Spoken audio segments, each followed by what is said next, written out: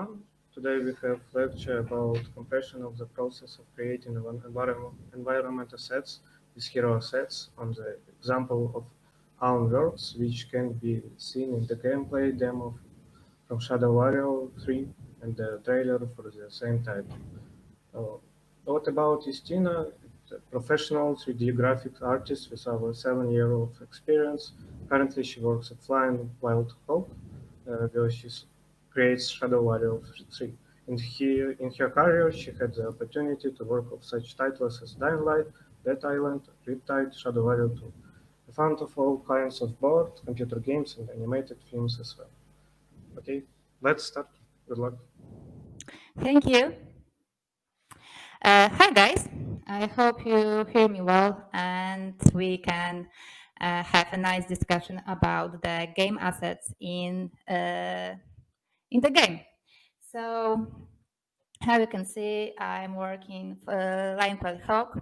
Actually, I'm working at I'm co-create Shadow Warrior 3, and it's a first-person shooter where the main character Loang tries to save the world, but result of this action is often unexpected.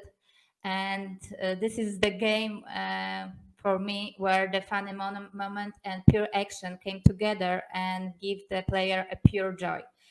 And I'm a senior 3D graphic artist, and I would like to focus on my area of expertise. It's mean the art and especially the 3D assets in the game. So let's start. My main goal of my presentation is I would like to focus of to I would like to presentation for you guys different pipelines of 3D assets.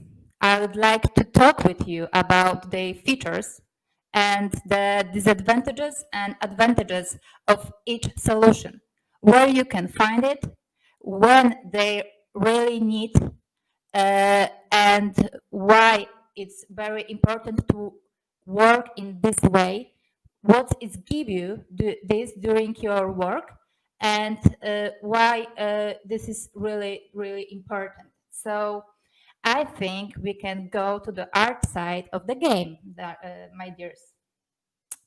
I know it's not this lecture, it's not for the basics, but I would like to talk with you for the first topic about how many teams are working during the game. Because a lot of people who ask me about the game industry often forgot about how many people have to work together to create this one whole project. It's mean the game. So in the game in the company who create the games, we have art teams, level design, programmers, animators, ethics, producers, story, audio, QA, and each of these teams often have to work together to create for you the whole project. So we are not lonely wolf. We're not working alone. We're working together, and we need to help each other to create something amazing, something interesting for you, something unexpected, something unique for you guys. Also, to understand about my lecture for you guys, I would like to also talk a little bit about the tools, a little bit about the skill sets which you need to create and to understand what you see in the game.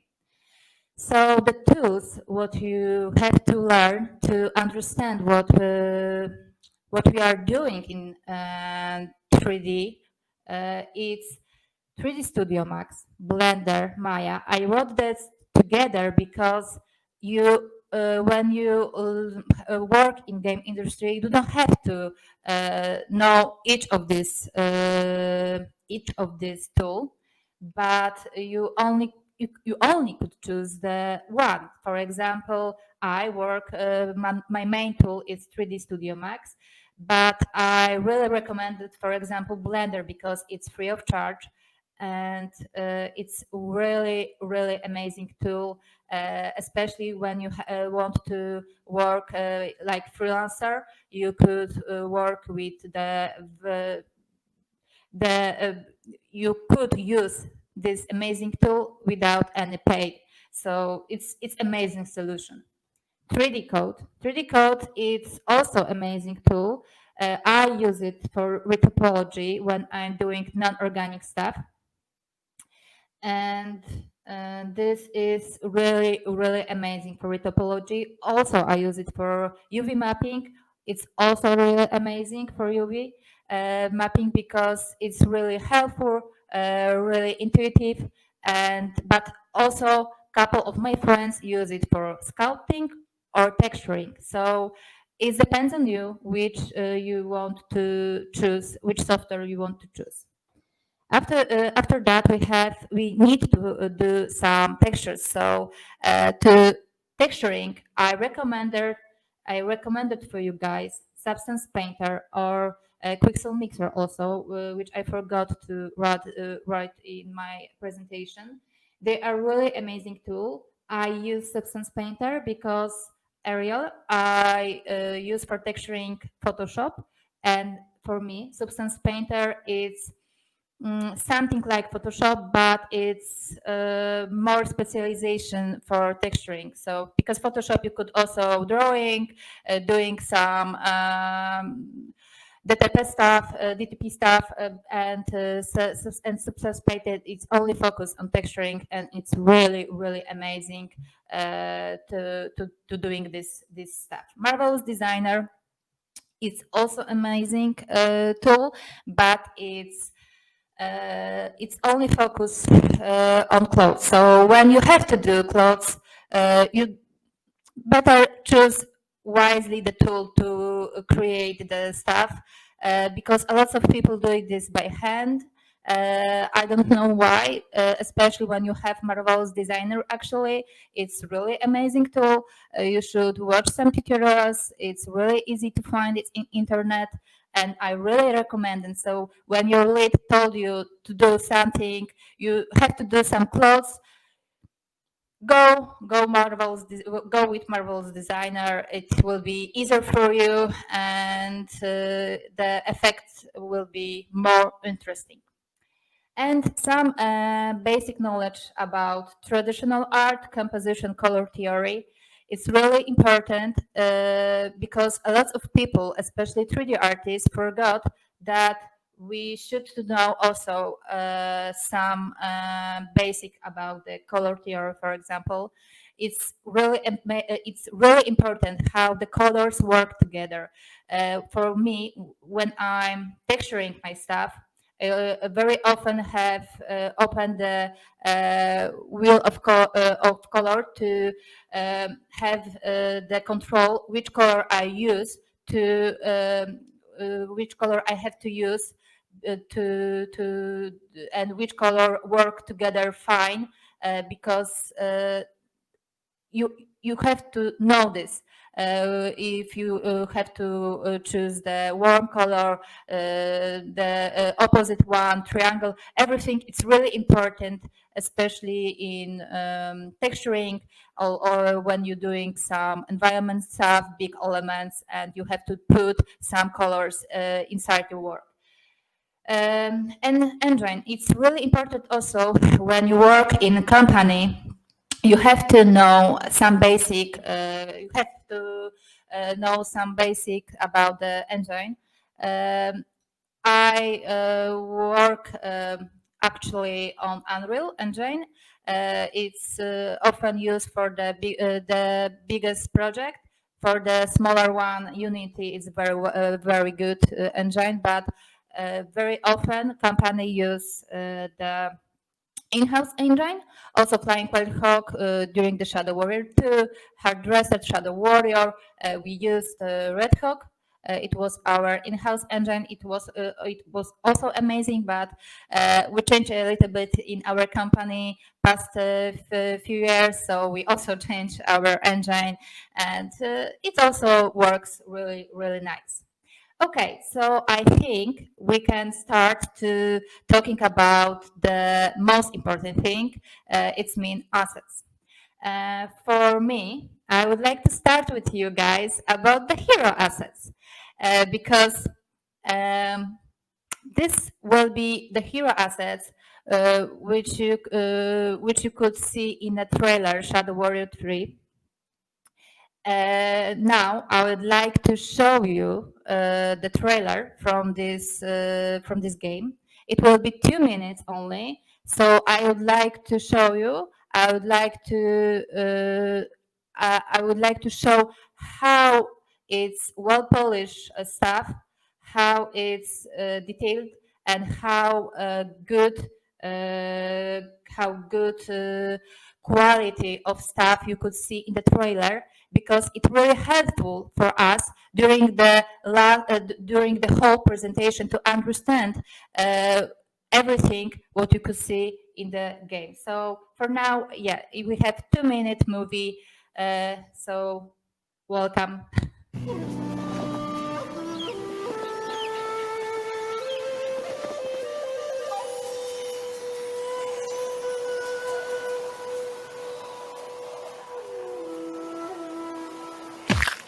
Hey, Vern! How's my favorite agent doing? Yes, sir. On my way to the reveal trailer right now. So hyped to be working with the Hogs again. Such a talented group of nerds. Sure, Devolver, overrated. But they pay the bills, so what do I care, right? Oh, the tech is outstanding. I mean, check out these forearms. Freaking stunning. Yeah, hey, Vern. These marketing suits want this in one freaking take, so I gotta book. Yes, I will make sure they see the grappling hook. I gotta go. All right, ciao.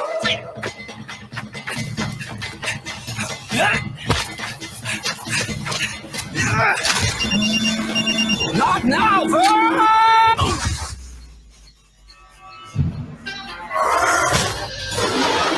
Oh, aren't you adorable?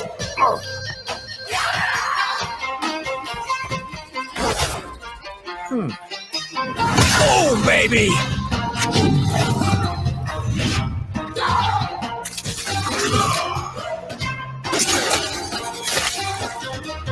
Nice!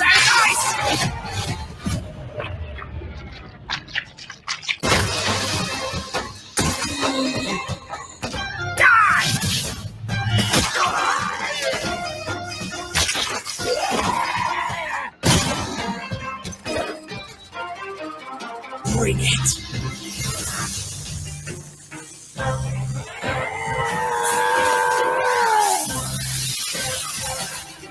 I'll see you at the gameplay reveal, chumps!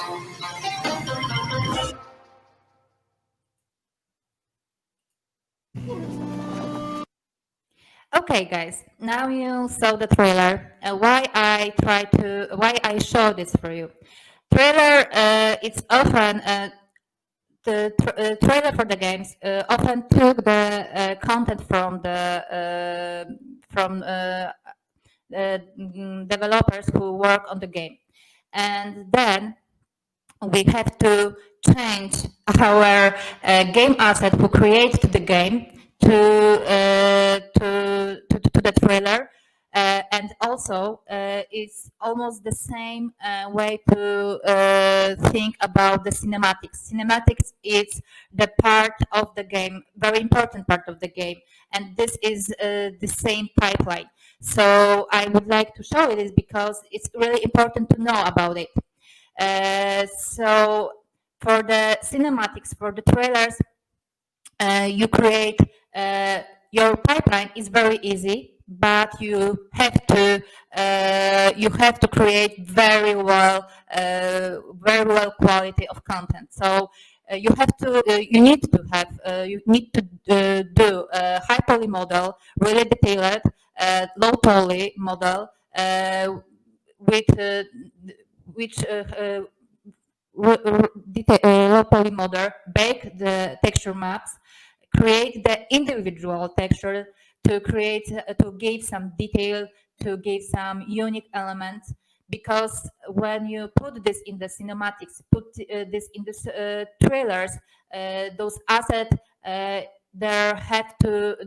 must be interesting for the viewers, you know, because those scenes are really well polished, prepared to shots with good lighting, with everything, because these shots it's not nothing something unpredictable. It's really planned to the to show you some story, to show you some emotion, to create something, to understand about what the game is about. So it's very easy pipeline, but you have to create really well, really well content for with really good quality to this type of tasks. And now we go to the smaller props for the game. And this I choose the prop assets lantern, which I did to the which I did to our gameplay, to our game. It's ancient lantern, and I had very simple task. I had task. It's me. My lead gave me task. Please do the lantern. Okay. So I decided to find many photos, and during when I found a lot of photos, I found I choose the photo for the basic shape. I found the photos for detail and some ideas for materials, because I want to know what I want to be prepared what I want to create. Because I want to think about whole pipeline, because I know that when you think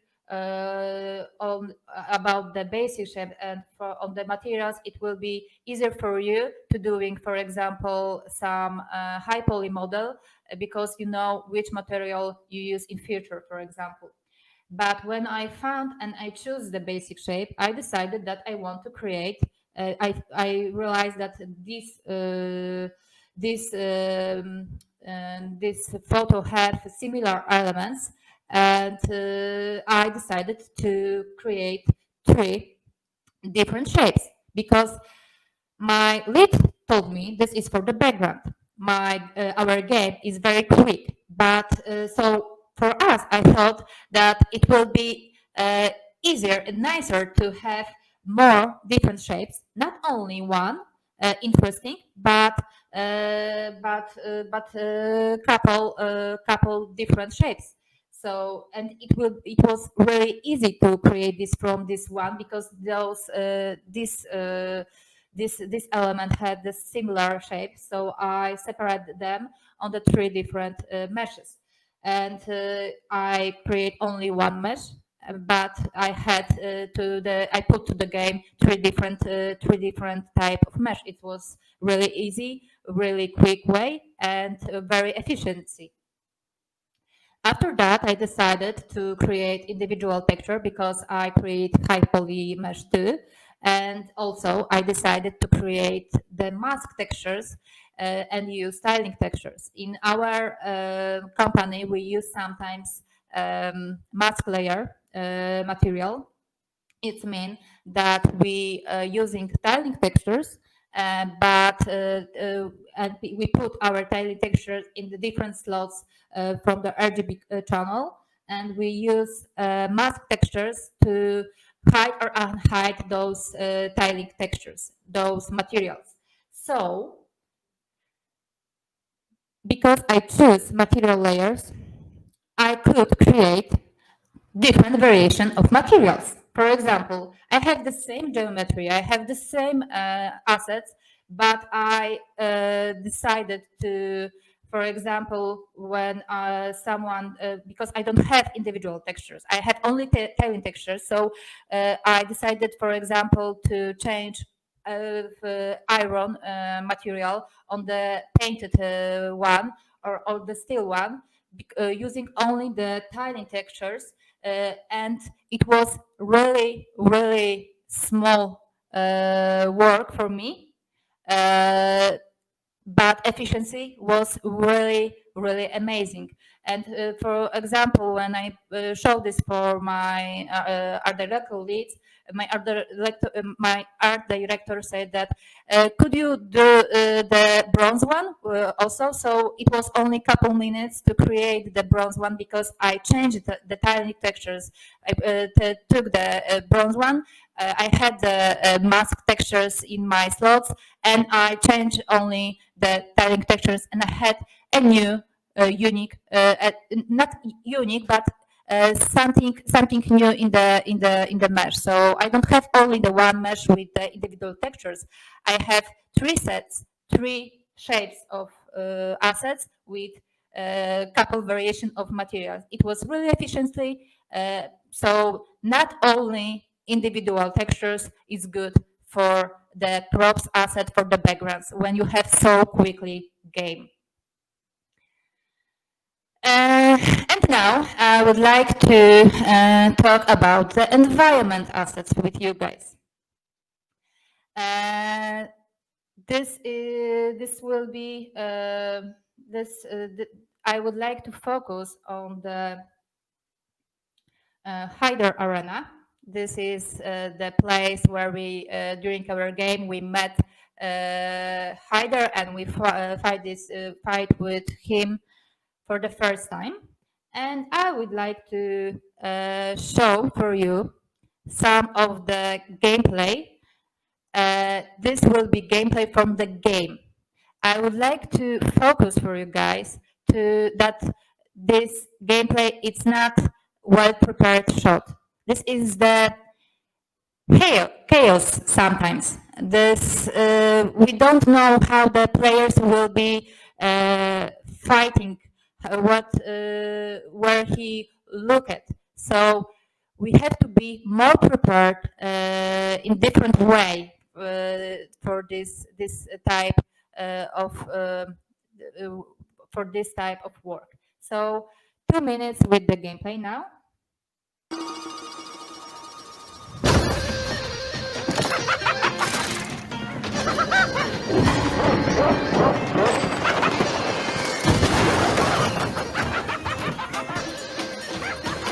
Come on, don't make me chase you!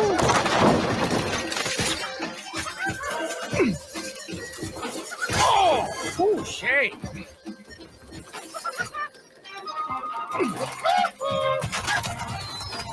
Just stand and fight, you three-legged freak!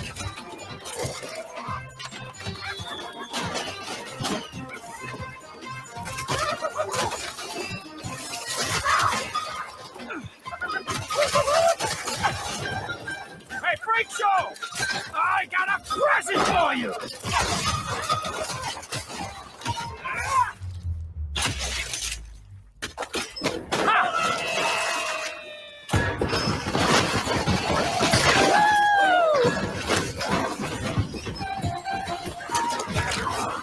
Man, I love fireworks!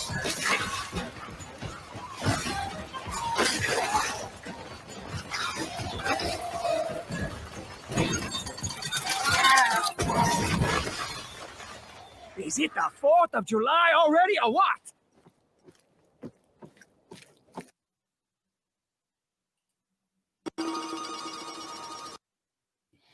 So I show you the gameplay for now, and you, I hope so you understand how how quickly game we do in our company. So sometimes it's not important to add some details, but it's very important to create really good shape for really good, interesting, for example, shape, not the details, for example. But step by step, I would like to now talk about those arena, and I would talk about the environment assets, how we work on this. So, first of all, it's not the individual mesh, it's modular. We use models to create bigger shapes. We have models of wall, door, floor, everything what you need. But you have this, you put this together, you create something big, you create something interesting, but also it's you could use it in a different place. It's not those arena, those models not dedicated to this place only. This is modular, so you could find your models in different place on your of your game, and you even didn't know about it. So yes, this is first of all modular. Second of all, gameplay driven. During E3, I worked on the Hyder Arena with Mikołaj Szczotka. He's amazing level designer. We work together on the blockout together, and we don't have a detailed shapes from the beginning. We have only the blockout, only the easy blocks, and he told me where the hider will be running, how much damage he needs on the elements on arena, because he wants to hide the hider. He wants to unhide some of the parts gameplay. How much space he wants for the player. Everything you have to remember about it, and you have to work really closely with level design, because you don't have any idea you don't have much time during your work if you to know about it if you don't ask a specific person about it. So it is really really important to ask ask those questions before your work, not after, because sometimes when you don't ask this question for your level design, your work is going to the garbage. So your work is it's not important and it's not useful for the game, even if even if it will be the most amazing assets in the world. It's not working good with gameplay. So bye bye asset, bye bye your time, and sometimes bye bye you. Okay, so you have to do uh, work very closely with level design. It's environment asset, modular working. It's not very high poly detailed elements. It's very often basic geometry. On my models, you could see almost plain, for example, sometimes very basic boxes, but you use, for example, tiling textures, tree textures, and you not baking the normal maps from the mesh, from the high poly. You bake it from the, you have, for example, bake edges from trim textures, and you mapping this using these trim textures. You don't have individual textures. So those textures, for example, this red one, can use, you could use this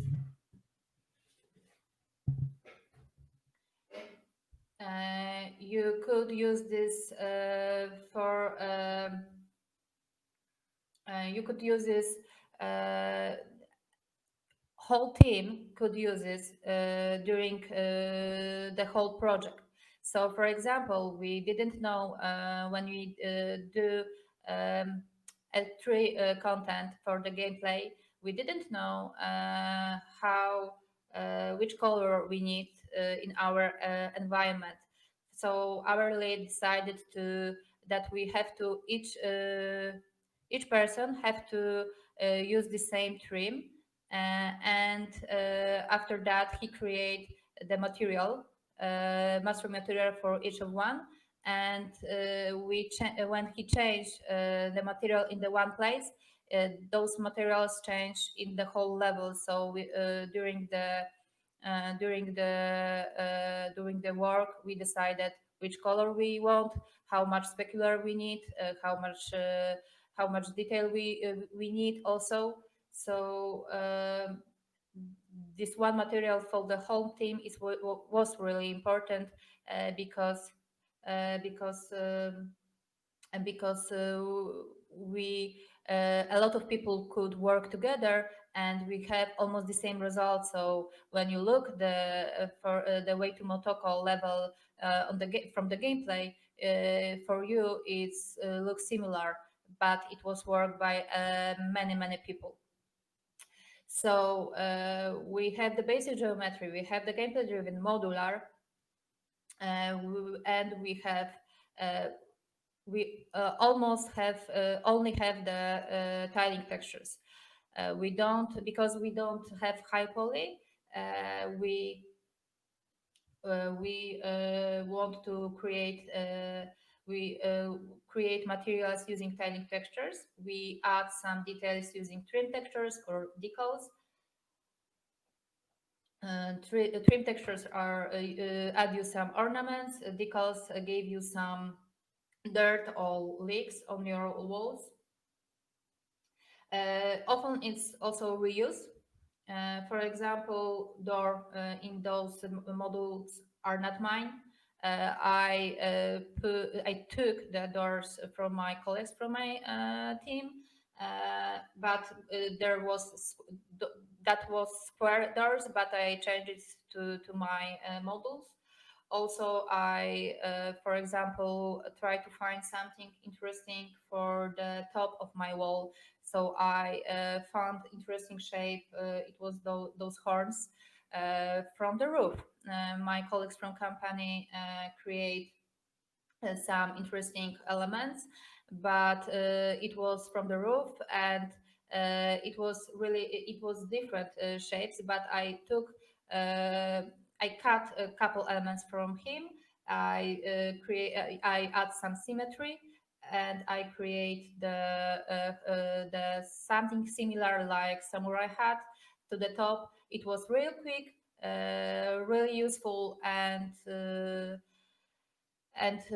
yes, reuse, it's really important. It's really important to know which content you have during the game, and because you don't have to do everything by yourself. Sometimes it's cooperation of many developers at once. So yes, this is the most important. This is the most important features, and those advantages and disadvantages. This is really nice because environment content is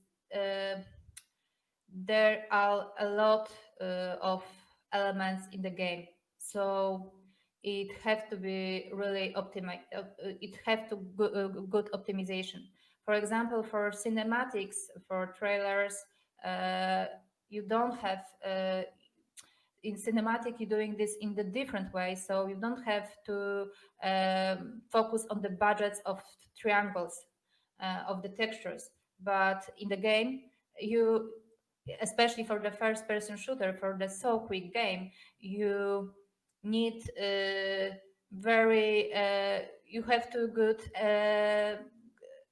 you have to you need your game, it will be fluency, because you want to have some fun from this game, and you have to think about the optimization. So this type of work is really important when you want to do content for the game and you want to have really good optimization optimization game also. And with these modular elements, you create something bigger. This is the HIDER arena, where you could put some gameplay and some villains, and you could fight. So yes, this is all for now, guys. I hope you understand the difference between those assets.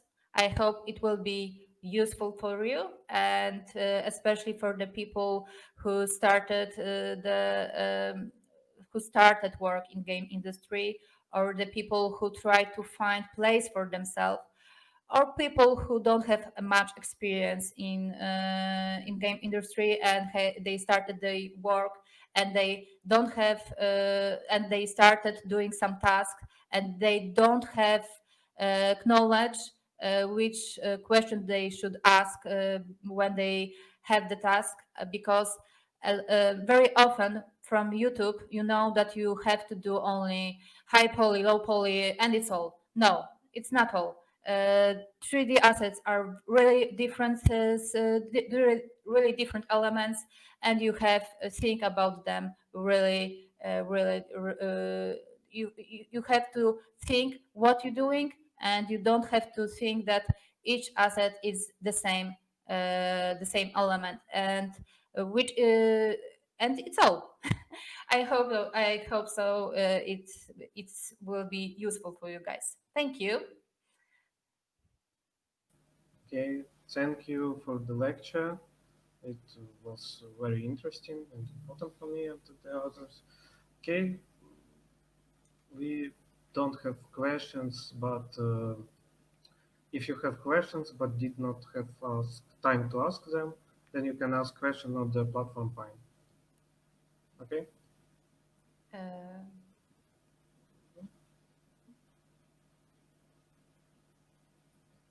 Okay, well, we can also.